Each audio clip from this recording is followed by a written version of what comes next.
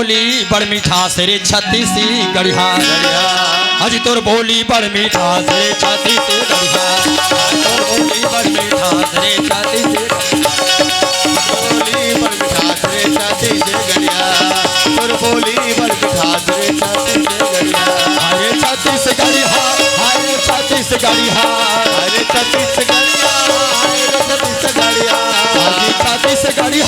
हरे छत्तीस गढ़िया हरे छत्तीस गढ़िया हरे छत्तीस गढ़िया हरे छत्तीस गढ़िया हाजी हमार बोली अबड़ मीठा से रे छाते से गढ़िया तोर बोली बड़ मीठा से रे छाती से गढ़िया तोर बोली बड़ मीठा से रे छाती से गढ़िया हाजी छाती सी गढ़िया हाजी छाती सी गढ़िया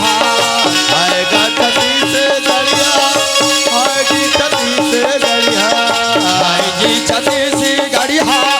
हाजी छाती सी गढ़िया आएगी छत्तीस गढ़िया आएगा छत्तीस गढ़िया बोली बड़ मीठा तेरे छाते से गढ़िया तोर बोली बड़ मीठा तेरे छाते से गढ़िया तोर बोली बड़ मीठा तेरे छाती से गढ़िया बोल छत्तीसगढ़ माता री की जय।